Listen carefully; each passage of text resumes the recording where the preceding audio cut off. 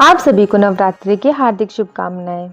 आज की वीडियो बहुत ही ज़्यादा इम्पॉर्टेंट है क्योंकि इसका जो जवाब है बहुत से भक्तों को नहीं पता होता है कि क्या करना है, कैसे करना है। क्योंकि जब हम लोग माता रानी की 9 दिन पूजा करते हैं तो हम लोग वहाँ पे अखंड ज्योति जलाते हैं, कलश की स्थापना करते हैं, ज्वारे उगाते हैं, कलश में जल होता है, कलश के नीचे जो चावल होते हैं या कटोरी में जो चावल होते हैं, तो लोगों के मन में अक्सर ये जिज्ञासा होती है कि इसका क्या करना है। तो आज की वीडियो में हम इन्हीं सब के बारे में बात करने वाले हैं।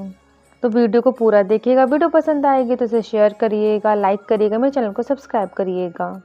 चलिए सबसे पहले हम लोग बात करते हैं कि जो हम लोग नवरात्रि में कलश की स्थापना करते हैं तो इसका क्या करना है, इसका विसर्जन कब करना चाहिए।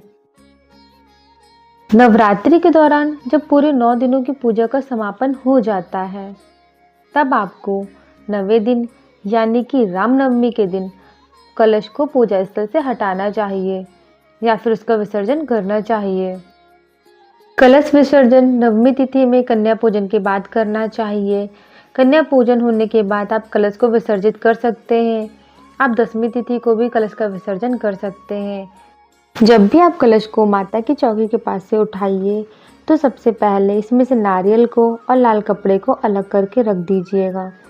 इस नारियल को आप अपने घर के मंदिर में और तिजोरी में भी कुछ समय के लिए रख सकते हैं। अगर आपका मन्नत का नारियल है तो आप इसे नदी में प्रवाहित कर सकते हैं। अगर आपका नारियल मन्नत का नहीं है तो इसे आप कन्याओं को खिलाइएगा। साथ ही में आप भी इसे प्रसाद की तरह ग्रहण कर सकते हैं। ध्यान रखें कि नारियल को कभी भी कचरे वाले स्थान पर ना डालें, किसी भी अपवित्र स्थान पर ना रखें। चलिए अब जानते हैं कि कलश से जब लोग नारियल को हटाते हैं तो जो कलश में हम लोग जल रखते हैं उसका क्या करना है। तो जो भी जौ निकली होती है उसी जौ से इस जल को पूरे घर में छिड़कना है, बाथरूम को छोड़कर। और जो भी बाकी जल अगर आपका बच रहा है तो आप इसे गमले में डाल दीजिएगा। कभी भी इस जल को नाली में या बेसिन में बहाना नहीं चाहिए क्योंकि यह जल गंगा जल के समान ही पवित्र माना जाता है। इसे पूरे घर में छिड़कने से पूरे घर में सकारात्मक ऊर्जा आती है। वहीं इस कलश के भीतर रखे सिक्के को आप अपनी तिजोरी या पर्स में रखें। इससे आपकी आर्थिक स्थिति अच्छी बनी रहती है और माता रानी की कृपा आप पे बनी रहती है। नवरात्रि के दौरान 9 दिन हम लोग अखंड ज्योति को प्रज्वलित करते हैं। तो कभी कभी ऐसा होता है कि नवरात्रि समाप्त हो जाती है तब यह अखंड ज्योत अपने आप प्रज्वलित होती रहती है। तो कोशिश करिएगा कि इस जो अखंड ज्योत है इसको अपने आप ही शांत होने दीजिएगा। कभी भी इसको जानबूझकर नहीं बुझाना है। अगर आप अखंड ज्योति को जानबूझकर बुझाती हैं तो ऐसा करना शुभ नहीं माना जाता है। अखंड ज्योति के जब समापन हो जाए तो उसकी बत्ती को निकालकर अलग रख दीजिएगा और इसमें जो भी आपका घी बचा हुआ है इस घी को आप दोबारा पूजा में इस्तेमाल कर सकते हैं। अखंड ज्योति का जो दीपक का घी है बहुत ही पवित्र माना जाता है।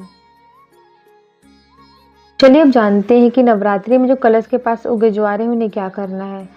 सर्वप्रथम तो जब हम लोग कलश का जल पूरे घर में डालते हैं तो इसी ज्वारों से ही डाला जाता है।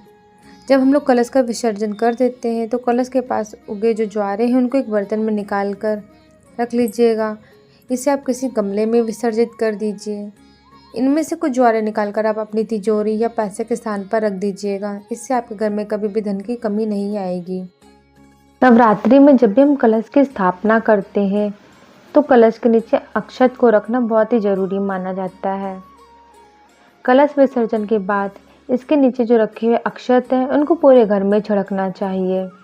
बचे हुए चावलों में से कुछ चावल को घर के अनाज में मिलाएं और साथ में जो चावल बचते हैं इन्हें आप छत में रख सकते हैं किसी बर्तन में करके, ताकि जो भी पंछी हैं वो इसे आराम से खा सकें।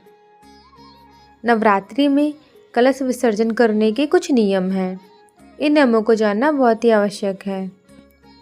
जब भी आप कलश की स्थापना घर में करिएगा तो आपको यह ध्यान रखना ज़रूरी है कि इसका नियम से विसर्जन ज़रूर करिएगा। यदि आप इसका विसर्जन समय से नहीं करते हैं तो यह माता रानी का अपमान होता है। कलश विसर्जन करने के समय आपको कुछ मंत्रों का जाप जरूर करना चाहिए। इसमें ओम हेम हीम क्लीम चामुंडाय विच्चे मंत्र का जाप करना सबसे शुभ माना जाता है। यदि आपने घर में कलश की स्थापना की है तो आपके लिए कन्या पूजन करना बहुत ही ज़रूरी माना जाता है। जब तक कि आप कन्या पूजन नहीं करेंगे, आपको पूजा का पूर्ण फल नहीं प्राप्त होगा। नवरात्रि के बाद कलश विसर्जन के समय यहाँ बताई गई बातों का अगर आप ध्यान रखेंगे, तो आपके घर में सदैव माता रानी की कृपा बनी रहेगी, घर में खुशहाली बनी रहेगी। अगर आपको वीडियो में दी गई जानकारी अच्छी लगे तो मेरे चैनल को सब्सक्राइब करिएगा और कमेंट में जय माता दी लिखना ना भूलिएगा। जय माता दी, जय माता दी, जय माता दी, जय माता दी।